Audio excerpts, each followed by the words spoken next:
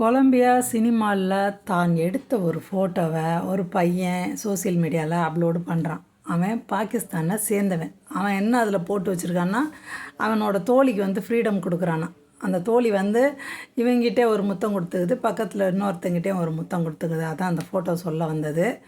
இதை வந்து வடக்க வந்து என்ன பண்ணியிருக்காங்கன்னா, ராஜேஷ் மிஸ்ரா அப்படின்னு ஒருத்தர் உத்தரப்பிரதேசத்தை சேர்ந்த பிஜேபி கட்சிக்காரர்.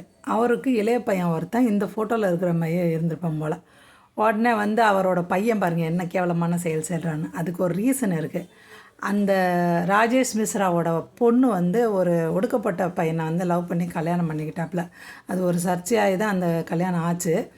அதனால என்ன பண்ணுறாங்க, இது ஒரு பிரச்சனையாக மாற்றுறாங்க. உன் பையன் மட்டும் என்ன யோக்கியமா அப்படின்ற மாதிரி கொண்டு போகிறாங்க. அப்படி இருக்கும் பட்சத்தில் தமிழ்நாட்டு பக்கம் என்ன செஞ்சுருக்காங்க, அந்த பிரச்சனையை அவங்க சால்வ் பண்ணிட்டாங்க. ஆஜிதுக்கு ஏதோ வந்து ஆராய்ச்சி பண்ணி இது ஒரு ஃபேக்கான ஃபோட்டோ, இதுக்கும் அந்த அரசியல்வாதியோட பையனுக்கும் சம்மந்தம் இல்லை அப்படின்ட்டு. ஆனால் பாஜக தானே அந்த பிரச்சனையில் மாட்டியிருக்கு. அதனால் அவங்க இதை தமிழ்நாட்டுக்கு யூஸ் பண்ணிட்டாங்க. வடக்க இருக்கிற அவங்களுக்கு தான், தமிழ்நாட்டுக்காரங்க தான் ஹிந்தி தெரியாது, ஹிந்தி நியூஸ் எதை பார்க்க போகிறோம் அப்படின்ட்டு அவங்க வந்து இது வந்து பார்க்குறதுக்கு உதயநிதி பையன் இன்பநிதி மாதிரியே இருக்காப்லன்ட்டு, இன்பநிதி பாருங்கள் எப்படி ஒரு கேவலமான செயலை செஞ்சுருக்காரு அப்படின்ட்டு ஒரு ஃபோட்டோவை போட்டு விட்டு பரப்பிட்டாங்க. இன்னும் அது எல்லா பக்கமுமே அப்படியே இருக்குது. அவங்கவுங்க ஒரு கமெண்ட்டை போட்டு வச்சுருக்காங்க. அப்படி இருக்கும் பட்சத்தில் நானும் ஏஐட்ட கேட்டேன், அந்த ஃபோட்டோவை கட் பண்ணி இது யாருன்னு கேட்டால் அது தெரியலன்றுச்சு. ஒருவேளை அந்த பையன் பெருசாக சோசியல் மீடியாவில் இல்லையா, இல்லை அந்த ஃபோட்டோவுடைய தரத்தினால அப்படியா என்னன்னு தெரியலை.